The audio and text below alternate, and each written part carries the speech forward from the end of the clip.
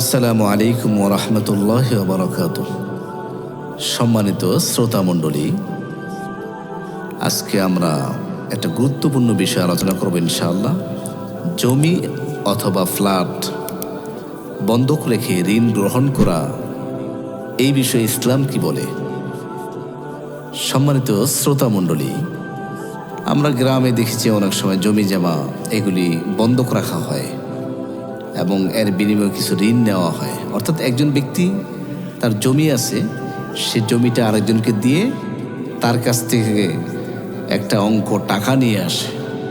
সে টাকা তার নিজের প্রয়োজনে খরচ করে একটা পর্যায়ে 1 বছর 2 বছর অনেক দিন পরে সে এই টাকাটা ফেরত দেয়, আর তখন সে জমিটা নিয়ে আসে।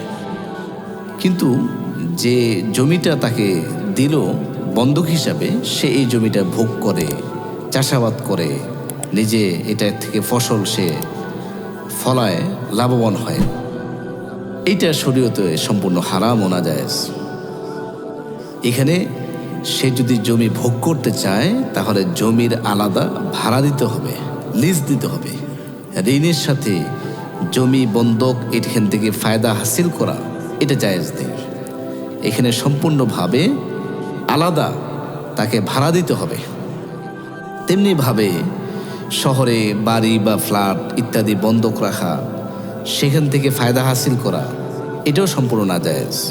অর্থাৎ আমি 5 লাখ 10 লাখ টাকা নিলাম, আর আমার এই বাড়ি অথবা ফ্ল্যাট আমি কাউকে বন্ধক দিলাম, সে এইখান থেকে ভাড়া দিয়ে নিজে থেকে ফায়দা হাসিল করলো, এটা সম্পূর্ণ নাজায়েজ। অর্থাৎ বন্ধককৃত জিনিস থেকে ফায়দা হাসিল করা, ভোগ করা, এটা সম্পূর্ণ নাজায়েজ। যদি ভোগ করে তাহলে এইটা সম্পূর্ণ আলাদা টাকা মালিককে দিয়ে দিতে হবে। এ বিষয়ে একজন ব্যক্তি হযরত আব্দুল্লাহ ইবনে মাসউদ রাদিয়াল্লাহু আনহুকে বললেন যে তার কাছে একটা ঘোড়া বন্ধক রয়েছে, আর সে এই বন্ধককৃত এই ঘোড়ায় সে আরোহণ করেছে। এই বিষয়ে তিনি জানতে চাইলেন। তখন সাহাবী হযরত আব্দুল্লাহ ইবনে মাসউদ রাদিয়াল্লাহু আনহু বলেন, তুমি যতটুকু আরোহণ করেছ তা সুদ হয়েছে। মুসান্নাফে আব্দুর রাজ্জাক 15071 নম্বর হাদিস।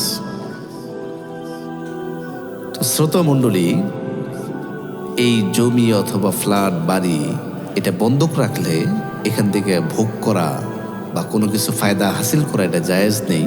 যদি করে এটার আলাদা ভাড়া বা লিজ নিয়ে যেটা ভাড়া দেয় সেটা দিতে হবে তাকে।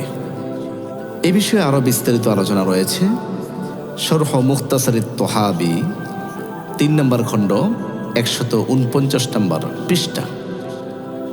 আহকামুল কুরআন লিল জাসসাস 1ম খণ্ড 531 নম্বর পৃষ্ঠা।